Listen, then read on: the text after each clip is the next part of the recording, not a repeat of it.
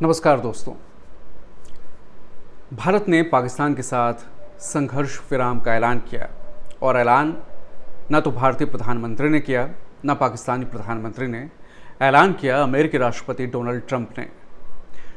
Donald Trump ने भारत और पाकिस्तान के अंदरूनी मामले में दखल क्यों दिया, भारत पाकिस्तान के बीच आतंकवाद की इस लड़ाई को क्यों रोका, उस परिस्थिति में जब भारत ने एक निर्णायक बढ़त पाकिस्तान के ऊपर बना ली थी, और क्यों पूरी दुनिया के सामने ये ऐलान किया कि उन्होंने मध्यस्थता करवाकर भारत और पाकिस्तान को सीज फायर के लिए सहमत कर लिया है। डोनाल्ड ट्रंप का ये ट्वीट भारत की विदेश नीति पर कई सवाल खड़े करता है।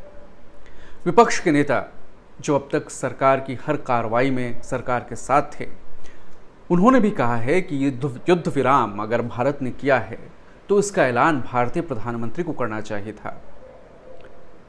भारतीय सेना के डीजीएमओ ने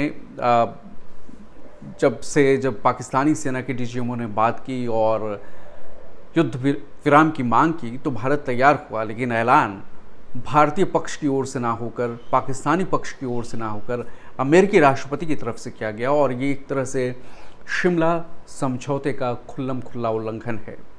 हालांकि जब भारत ने पहलगाम में हुए आतंकी हमले के बाद पाकिस्तान पर कार्रवाई की तो उससे पहले भारत ने कई असैनिक पहलों को भी उठाया था, जिसमें वाटर स्ट्राइक भी शामिल था, जिसमें सिंधु जल समझौते को स्थगित करने की बात कही गई थी। और भारत ने जब ये कदम उठाया था तो पाकिस्तान ने जवाबी कार्रवाई करते हुए ये कहा कि वो शिमला समझौते को फिर नहीं मानेगा। शिमला समझौते के मुताबिक भारत और पाकिस्तान जो है अपने द्विपक्षीय मुद्दे आपसी बातचीत से हल करेंगे, किसी तीसरे पक्ष की मध्यस्थता नहीं होगी, और शिमला समझौते के इस भावना के बिल्कुल विपरीत जाते हुए जो अमेरिकी राष्ट्रपति का ये ट्वीट है डोनाल्ड ट्रंप का कि उन्होंने सीज फायर करवाने में अपनी अहम भूमिका दी है, रात भर वो जगह हैं, और उस ट्वीट में आतंकवाद का नाम कहीं नहीं था। बिजनेस की बात थी, बातचीत की बात थी कि भारत और पाकिस्तान किसी न्यूट्रल वेन्यू पर बात करेंगे, ये ट्रंप के हवाले से बात कही गई थी, लेकिन आतंकवाद का जिक्र नहीं था। कश्मीर का जिक्र ज़रूर था। पहलगाम में जब पाकिस्तानी आतंकियों ने जब भारतीय निहत्थे सैलानियों पर हमला किया, धर्म पूछकर, जात नाम पूछकर, कलमा पढ़ने को कहकर, पैंट उतारकर पत्नियों और बच्चों के सामने उन्हें निहत्थे पुरुषों को गोली मारी गई, हिंदुओं की हत्या की गई, उस वक्त ये साफ हो गया था कि पाकिस्तान के नापाक इरादे क्या हैं। उसके नापाक मंसूबे भारत की अनेकता में एकता में खलल डालने की थी, धर्म के नाम पर विभाजित करने की थी, हिंदू मुस्लिमों में लड़ाई करवाने की थी, दंगे करवाने की थी, एक वैमनस्य खाई पैदा करने की थी। लेकिन हुआ बिल्कुल उल्टा। पूरा देश एकजुट रहा। पूरे देश ने, समूचे विपक्ष ने एकजुटता से आतंक के खिलाफ कड़ी से कड़ी कार्रवाई करने में सरकार का साथ दिया, और प्रधानमंत्री मोदी ने बिहार की धरती से साफ ऐलान किया था कि इस बार आतंक को वो मिट्टी में मिला देंगे। आतंकी धरती के चाहे जिस कोने में छिपे हों वो बचेंगे नहीं, और कल्पना से परे आतंकियों और उनके आकाओं पर प्रहार किया जाएगा। भारत ने ऐसा किया भी।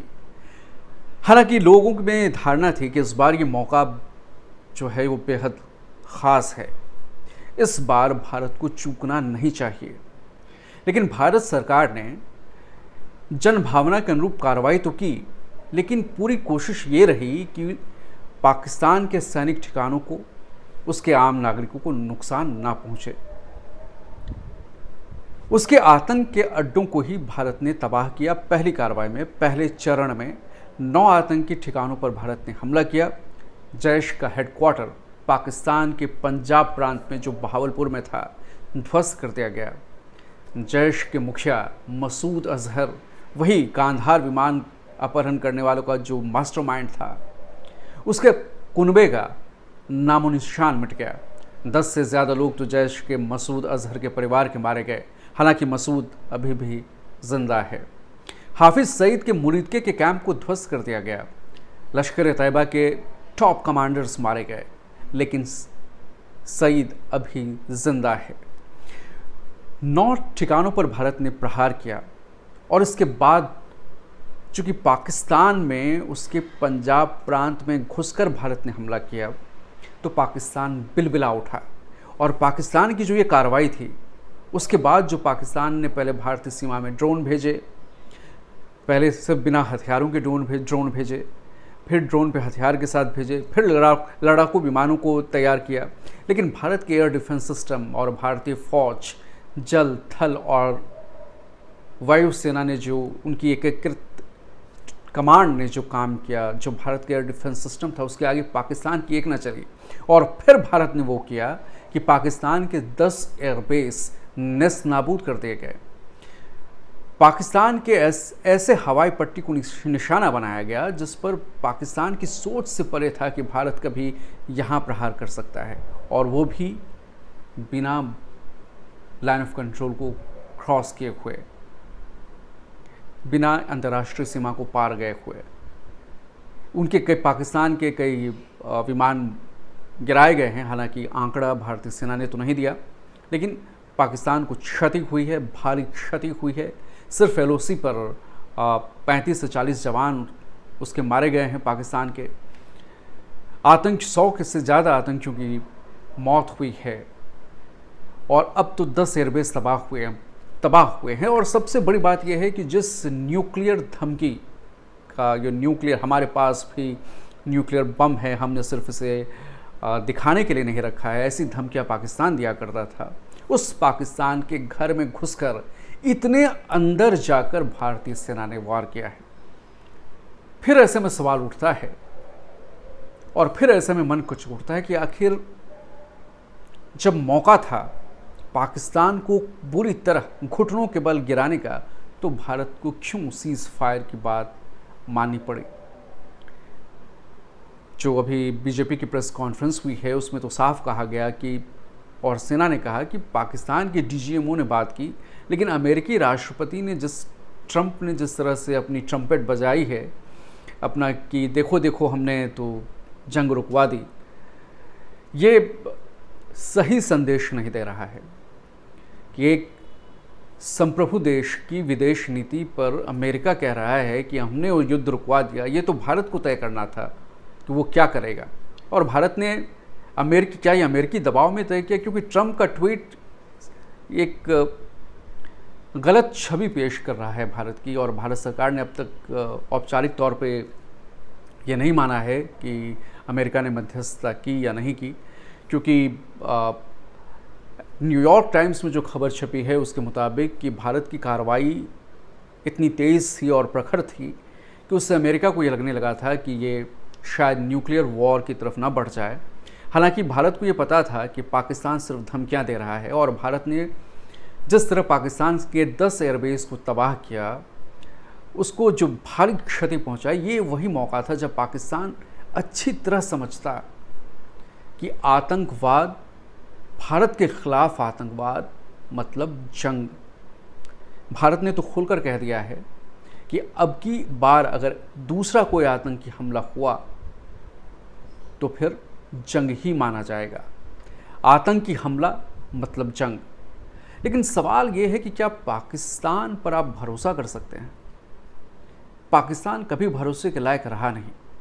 4 बार भारत से जंग हारने के बाद जिस पाकिस्तान की पूंछ नहीं सीधी हुई, वो पाकिस्तान लगातार भारत को लहूलुहान करने में लगा रहा। क्या आप उस पर भरोसा कर सकते हैं? अगर भारतीय सेना ने 21 टारगेट तय किए थे तो सिर्फ 9 को हिट करके क्यों रुक गई?